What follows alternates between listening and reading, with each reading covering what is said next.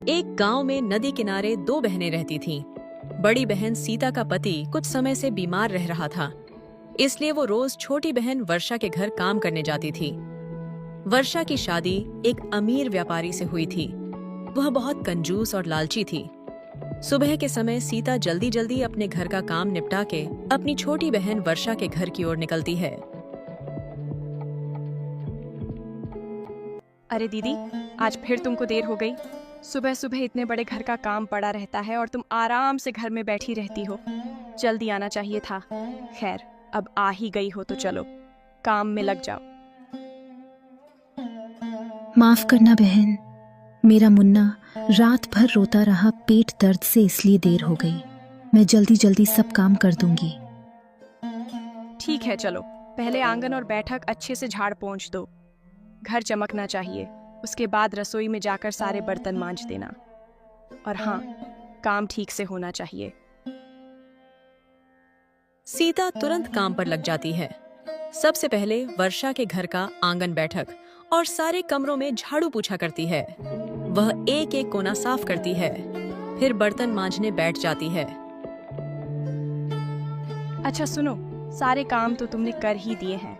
अब यह ध्यान रखा है, इसमें से अच्छे अच्छे चावल चुनकर साफ कर दो। टूटा फूटा चावल और कचरा अलग कर देना। मेरे घर में सिर्फ बढ़िया चावल पकते हैं, समझी? और फिर जल्दी से रसोई में जाकर दोपहर का खाना बना देना। सीता चुपचाप बैठकर चावल साफ करती है, फिर रसोई में जाकर खाना बनाने लगती है। वो अपने मन में सोच रही होती है कि वर्षा ने कहा था कि वो पैसे तो नहीं देगी, पर रोज के काम के बदले अनाज देगी।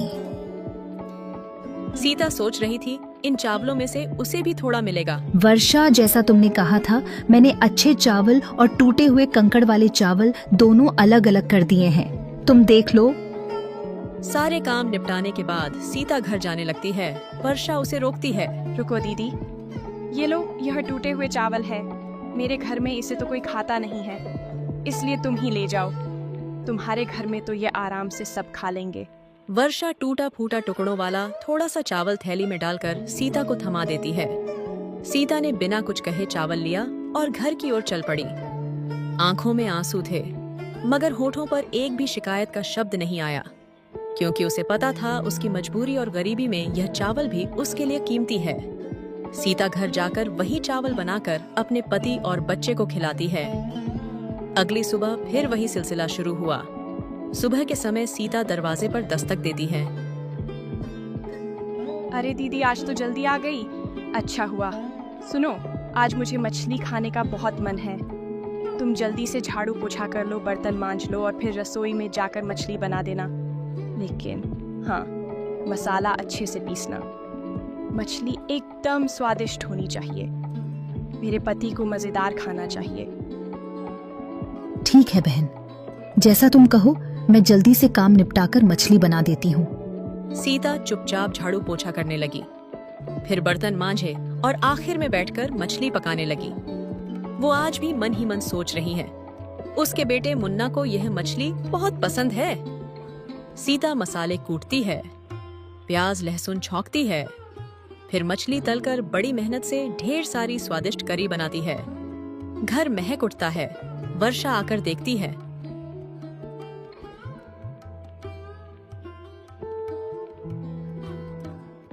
वाह, आज तो बहुत अच्छी खुशबू आ रही है। चलो, खाना बढ़िया बना है आज तो। तुमने तो आज बहुत मेहनत कर दी। वर्षा और उसका पति आराम से बैठकर मछली खाते हैं। सीता की आंखों में एक आस झलक रही थी कि शायद आज उसे भी वर्षा थोड़ी सी मछली देगी उसके बेटे के लिए।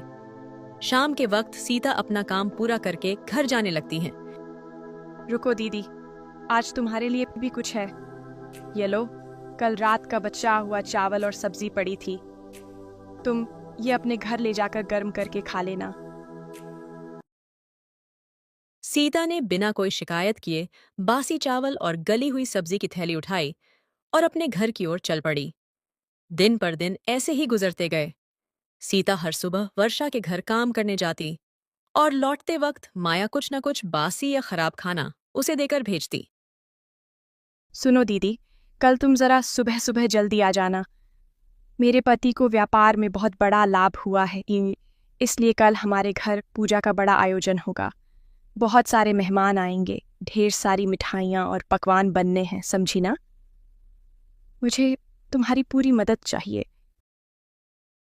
ठीक है बहन, जैसे तुम कहो मैं कल सुबह जल्दी आ जाऊंगी। जो भी काम होगा पूरी मेहनत से करूंगी। अगली सुबह सीता जल्दी उठकर अपने घर का सारा काम निपटा कर जा रही थी। अचानक उसका बेटा घर के बाहर आ गया। माँ, आज तुम इतनी सुबह सुबह कहाँ जा रही हो? मौसी के घर तो तुम 8 बजे जाती हो, तो अभी कहाँ जा रही हो? और घर के सारे काम भी जल्दी खत्म कर दिए। क्या बात है माँ? बेटा, आज तेरी मौसी के घर बहुत बड़ा आयोजन हो रहा है। तेरे मौसा को व्यापार में बहुत लाभ हुआ है, इसलिए वहां पूजा रखी गई है।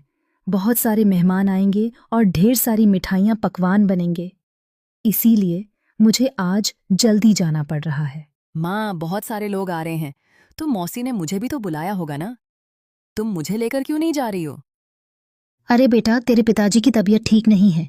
अगर तू मेरे साथ चल जाएगा तो वो घर पर अकेले हो जाएंगे, इसलिए इस नाहनी का ताज।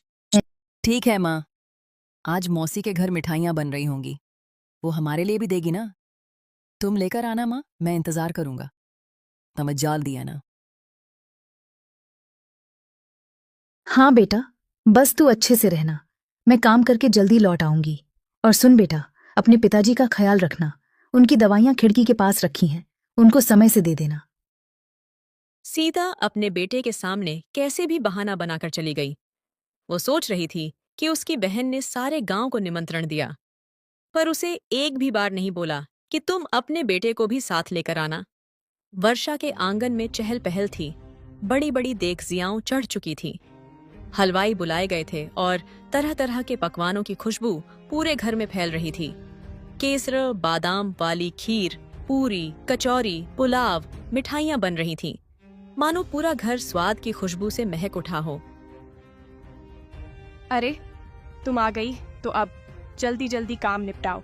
देख नहीं रही हो? हलवाई आ चुके हैं और पकवान बन रहे हैं। मुझे सारे बर्तन साफ चाहिए। वो कोने में जो पत्तल पड़ी हैं उन्हें भी गिन कर रख दो। आज हमारे घर बहुत मेहमान आने वाले हैं, कोई कमी नहीं रहनी चाहिए। सबसे पहले तुम घर के बाहर झाड़ू लगाओ, फिर जहाँ पूजा होगी वहाँ झाड़ू पोछा करो, फिर पूरा घर साफ करना है।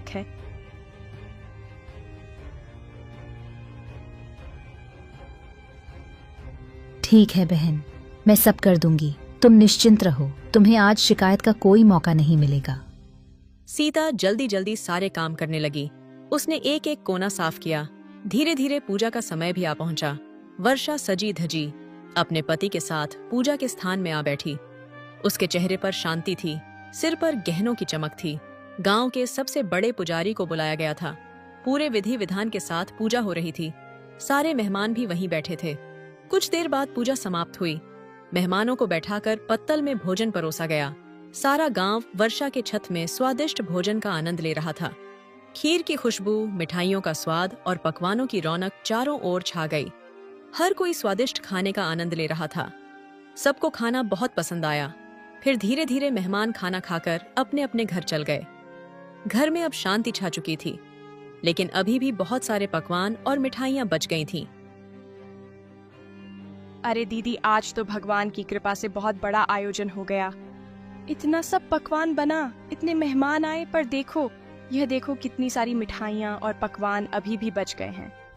तुम ऐसा करो, इन सबको उठाकर रसोई में अच्छे से रख दो, और जो मिठाई के बर्तन में नीचे मिठाई के चूरे और शक्कर की परत है उसको निकालकर अलग अलग कर सीता देना। सिर झुकाकर बिना थके बिना कुछ कहे सारी मिठाइयाँ, पकवान और बचे हुए व्यंजन रसोई में ले जाकर जमाने लगी।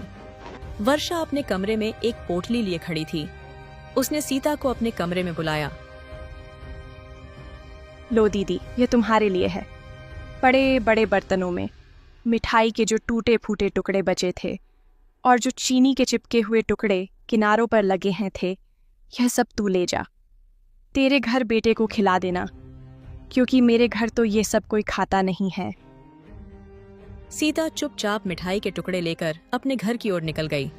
उसने एक शब्द भी नहीं कहा। आज वह जान गई थी कि उसकी बहन के अंदर इंसानियत नाम की चीज ही नहीं है। रोते रोते ठोकरें खाती सीता जब जंगल के रास्ते से गुजर रही थी, तभी उसकी नजर उस पुराने मंदिर पर पड़ी। गांव की मान्यता थी उस मंदिर की रक्षा स्वयं नाग देवता करते हैं और कहते हैं जिसने भी नाग देवता से सच्चे मन से कुछ मांगा उसे कभी खाली हाथ नहीं लौटना पड़ा। हे नाग देवता, आज मैं आपके चरणों में आखिरी बार आई हूँ। अब मुझसे यह गरीबी, यह बेबसी नहीं सही जाती। हर रोज अपमान झेलते झेलते मेरा दिल पत्थर हो गया है। अगर आपको सच में दया आती है तो मुझे यहीं डस लीजिए ताकि मेरा जीवन यहीं खत्म हो जाए। मेरा बच्चा अब और मेरी आंखों के आंसू ना देखे। आज भी वो मासूम मेरा इंतजार कर रहा होगा कि माँ मिठाई लेकर आएगी, लेकिन मैं तो बस यह शक्कर का चूरा और टूटी फूटी मिठाइयाँ लेकर घर लौट रही हूँ। क्या जवाब दूंगी उसे? कह दूंगी कि तेरी माँ दूसरों की थालियां साफ करती है और रोज बदले में बस यह टुकड़े पाती है। नाग देवता, बस अब मुझे यहीं अपने विष से मुक्ति दे दीजिए। सीता का हर शब्द नाग देवता के कानों तक पहुंचा। नाग देवता ने सब कुछ सुना, लेकिन उसे डसा नहीं। उनकी आंखों में भी मानो करुणा उतर आई थी। सीता रोते रोते वहां से जा ही रही थी, तभी अचानक नाग देवता के चारों ओर एक तेज रोशनी फैलने लगी, मानो उन्होंने सीता को आशीर्वाद दिया हो। सीता जैसे ही अपने घर के बाहर पहुंचती है, उसका बेटा दरवाजे पर बैठा उसका इंतजार कर रहा था। उसकी आंखों में चमक और चेहरे पर मासूम उम्मीद थी। माँ तुम आ गई। देखो ना, मैं कब से तुम्हारा इंतजार कर रहा था। क्या तुम मेरे लिए मिठाई लेकर आई हो? माँ जल्दी से पोटली खोलो ना, मुझे आज मिठाई और पकवान खाने हैं। सीता हाथों से पोटली खोलती है और तभी एक चमत्कार घटता है। उस पोटली में ढेर सारी रंग बिरंगी मिठाइयाँ, लड्डू, जलेबी, पेड़ा, कचौड़ी और स्वादिष्ट पकवान नजर आते हैं। उसका बेटा खुशी से उछल पड़ता है और मिठाइयाँ खाने लगता है। हे भगवान, ये कैसे संभव हुआ? मैं तो सिर्फ चूरा और शक्कर लेकर आई थी। ये मिठाइयाँ, ये पकवान, ये सब कहाँ से आ गए? सचमुच वो क्षण किसी चमत्कार से कम न था। सीता यह समझ ही नहीं पा रही थी कि यह कैसे हुआ। सीता धीरे धीरे घर के अंदर जाती है और वहां का दृश्य देखकर उसकी आंखें फटी की फटी रह जाती हैं। उसका घर सोने चांदी से भरा हुआ था। इतना ही नहीं, उसका बीमार पति जो महीनों से बिस्तर पर पड़ा था, अचानक खड़ा हो जाता है। उसके चेहरे पर तेज और शरीर में नई ऊर्जा थी। हे भगवान, ये कैसा प्रकाश है? यह सारा घर सोने चांदी और हीरे जवाहरात से कैसे भर गया? और आप ठीक हो गए। आप अपने पैरों पर खड़े हैं। यह कैसा चमत्कार है? अरे सीता, यह क्या हो गया? मैं तो बिस्तर से उठ भी नहीं पाता था और आज मुझे बिल्कुल अच्छा लग रहा है। और इतना सोना हमारे घर में कहां से आ गया? उसका बेटा भी मासूमियत से सीता से सवाल पर सवाल पूछता है। फिर सीता अपने बेटे और पति को सारी बातें बताती हैं। यह सब नाग देवता की कृपा है। मैं तो वर्षा के घर से सिर्फ शक्कर और चूड़ा लेकर निकली थी। रास्ते में मंदिर में रुक गई और नाग देवता से अपनी सारी पीड़ा कह दी। मैंने प्रार्थना की थी कि मुझे जीवन का बोझ अब और ना उठाना पड़े, इसलिए आप मुझे यही डस लो। पर नाग देवता ने मुझे मारा नहीं। उन्होंने मेरी पुकार सुन ली और देखो, उनकी कृपा से आज हमारा जीवन ही बदल गया। उस दिन से सब कुछ बदल गया। गरीब और लाचार परिवार जिसने केवल आंसू और भूख जानी थी, आज उनका जीवन खुशियों से भर गया था। अगले ही दिन सीता और उसका परिवार गांव में बने नए सुंदर और आलीशान घर को खरीदकर उसमें रहने चले गए। 3 दिन बीत चुके थे। सीता अब अपने नए सुंदर और विशाल घर में सुख और चैन से रह रही थी। उसके चेहरे पर अब चिंता नहीं, बल्कि संतोष और खुशियों की चमक थी। उसके पति की तबीयत अब ठीक हो गई थी, इसलिए वह फिर से अपनी खेती बाड़ी को संभालने लगा। उधर वर्षा अपने घर में बैठी सोच में डूबी हुई थी कि आखिर सीता काम पर क्यों नहीं आ रही है।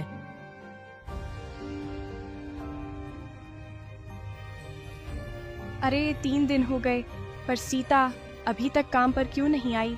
ना सफाई करने, ना बर्तन धोने, ना ही रसोई में हाथ बटाने। कहीं बीमार तो नहीं पड़ गई या फिर कुछ और बात है। इतना सोचकर वर्षा ने अपने नौकर को आवाज दी। अरे सुनो, तुम अभी इसी वक्त जाकर देखो कि मेरी बड़ी बहन कहाँ है। वो काम पर नहीं आ रही। जाकर पता लगाओ कि वह क्या कर रही है। वर्षा का नौकर जी हुजूरी करता हुआ फौरन सीता के घर की ओर चल पड़ा। जब वह वहां पहुंचा और घर की चौखट पर कदम रखा तो उसकी आंखें फटी की फटी रह गईं। उसने देखा कि वो नया घर खरीद लिए हैं। उसका पति ठीक हो गया। वो खेत जा रहा था। नौकर ने चुपके से घर में झांक कर देखा कि सीता इतने बड़े घर में आराम से अपने बेटे के साथ प्रसन्न मुद्रा में बैठी थी। हर तरफ सुख समृद्धि का सागर बह रहा था।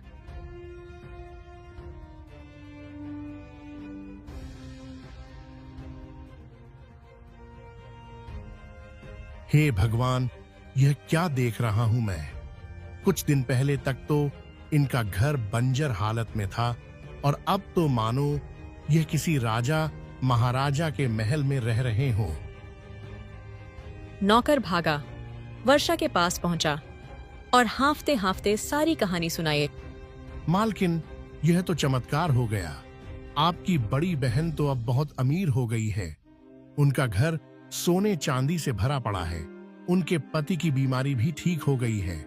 और तो और उनके बेटे के हाथ में नई नई मिठाइयां और पकवान थे। लगता है जैसे उनकी किस्मत रातों रात बदल गई हो। क्या? ये कैसे हो गया? जब मैंने उसे भेजा था तो सिर्फ बचे खुचे मिठाई के टुकड़े और बर्तन में चिपकी शक्कर ही दी थी। फिर यह सब मिठाई, वैभव और दौलत कहाँ से आ गया? वो नौकरानी अचानक इतनी अमीर कैसे हो गई? ये रहस्य तो मुझे जानना ही होगा। उस शाम जब वर्षा का पति काम से लौटकर घर आया तो उसने उसे सारी बातें बताईं। सुनते हो जी? आपको पता है मेरी बड़ी बहन सीता अचानक अमीर हो गई है। उसका टूटा फूटा घर अब महल बन गया है। उसके पति की बीमारी भी छूमंतर हो गई। मुझे तो समझ ही नहीं आ रहा कि आखिर रातों रात ऐसा चमत्कार हुआ कैसे। अरे वाह, ये तो बहुत अच्छी बात है। तुम्हारी बहन ने बहुत तकलीफें सही हैं। तुम जाकर उसी से पूछ लो, आखिर ये सब कैसे हुआ। वर्षा ने ठान लिया कि अब वह इस रहस्य से पर्दा उठाकर ही दम लेगी। वह उसी समय जल्दी से तैयार होकर सीता के घर की ओर निकल पड़ी। वहां पहुंचकर जब उसने महल जैसा घर देखा तो उसकी आंखें फटी की फटी रह गईं। उसके मन में जलन और हैरानी दोनों साथ साथ उमड़ पड़े। फिर वह घर के अंदर गई। अरे बहन, तू काम पर नहीं आ रही थी इसलिए मुझे तेरी चिंता हो गई थी। इसलिए मैं तुझसे मिलने आ गई। पर यह सब कैसे हुआ? तू इतनी अमीर कैसे बन गई? जरा मुझे भी तो बता, आखिर क्या हुआ ऐसा कि तू रातों रात अमीर बन गई? वर्षा, तू रोज जो मुझे बचे खुचे बासी चावल और सब्जी देती थी और उस दिन तूने मुझे मिठाई के चूरे और शक्कर दी थी ना, मैं वहीं सब लेकर घर लौट रही थी। तभी रास्ते में नाग देवता मिले। मैंने उन्हें अपनी सारी दुख तकलीफ बता दी और नाग देवता की कृपा से यह सब बदल गया। वर्षा को सीता का नया घर देखकर और इतनी समृद्धि देखकर जलन होने लगी। उसकी लालच अब और बढ़ गई थी। अगले ही दिन वर्षा ने मन ही मन ठान लिया कि उसे अपनी बड़ी बहन से भी ज्यादा अमीर बनना है। उसके भीतर का लालच और जलन उसे चैन से बैठने नहीं दे रहा था। उसने अपने पति से सारी बातें बताई। सुनो जी, मुझे सब पता चल गया है। दीदी इतनी अमीर कैसे बनी? मैं रोज जो खराब खाना उसे देती थी, उसने नाग देवता को जाकर सब बता दिया। और देखो, नाग देवता ने उसे पल भर में राजमहल जैसा घर दे दिया। हमें भी वैसा ही करना होगा। अरे पगली, हम तो पहले से ही सुखी और अमीर हैं। भगवान ने हमें सब कुछ दिया है। इतना लालच अच्छा नहीं होता। लालच हमेशा इंसान को बर्बाद कर देता है। नहीं, मुझे कुछ नहीं सुनना। वो मुझसे ज्यादा अमीर नहीं हो सकती है उसकी। मेरे सामने कोई औकात नहीं थी और आज वो मुझसे ज्यादा अमीर हो गई। अब मैं भी वह सब करूंगी जो वो करती थी। पति ने बहुत समझाया पर वर्षा पर लालच का भूत सवार हो चुका था। उसी दिन थोड़ी देर बाद दोपहर के समय वो सीता के घर पहुंची और झूठे आंसू बहाने लगी। दीदी मुझे माफ कर दे। मैंने तेरे साथ बुरा किया, इसलिए आज मेरे पति के कारोबार में थोड़ी मुसीबत आ गई है। अब तो घर चलाना भी मुश्किल हो रहा है। मुझे अपने घर पर काम पर रख लो। जैसे मैं तुम्हें काम करवाया करती थी वैसे ही अब मैं कर लूंगी। अरे वर्षा, तू क्यों चिंता करती है? तू तो मेरी सगी बहन है। तू बोल बहन, मैं तेरी पूरी मदद करूंगी। अरे नहीं दीदी, मुझे पैसों की मदद नहीं चाहिए। बस तुम मुझे काम पर रख लो और बदले में मुझे खाना दे देना। ठीक है, अगर तेरा मन है तो आजा मेरे घर पर काम कर लेना। मुझे तुझसे कोई गिला शिकवा नहीं है। सीता दिल से साफ थी। उसने अपनी छोटी बहन के झूठ को पहचान भी लिया, लेकिन फिर भी उसने कुछ नहीं कहा। उसने वर्षा को अपने घर काम पर रख लिया। मन में बस एक ही ख्वाहिश थी, किसी तरह वही चमत्कार दोहराया जाए और वो सीता से भी ज्यादा अमीर बन जाए। अरे वर्षा, तू आ गई? आज घर में बहुत काम है, तू सफाई कर ले, मैं रसोई देख लेती हूँ। हाँ हाँ दीदी, मैं सब कर लूंगी। तेरा पूरा घर साफ कर दूंगी। दिन भर काम करने के बाद जब शाम को घर लौटने का समय आया, तब सीता ने वर्षा के लिए अच्छे अच्छे पकवान और मिठाई एक थैले में लाकर दी। ले वर्षा, यह ताज़ा गरम गरम खाना और मिठाई अपने साथ ले जा। नहीं दीदी, तू मुझे वही देना जो मैं तुझे दिया करती थी। बासी बचा खुचा सूखा सड़ा खाना। मैं तेरा अच्छा खाना नहीं लूंगी। सीता यह सुनकर चौंक गई, लेकिन वर्षा की जिद इतनी मजबूत थी कि आखिरकार सीता ने मजबूरी में उसे बासी खाना ही दे दिया। वर्षा खुशी खुशी वो बचा खुचा खाना लेकर अपने घर लौट गई। अगले दिन फिर वही हुआ। वर्षा सुबह काम पर आई, दिन भर काम किया और जब जाने लगी तो सीता ने फिर से ताज़ी मिठाई और खाना दिया। लेकिन फिर वर्षा ने मना कर दिया और जबरदस्ती बासी और खराब सब्जियां लेकर चली गईं। दिन कटते गए, वर्षा रोज काम पर आती और जाते वक्त रोज जबरदस्ती बासी खाना लेकर जाती।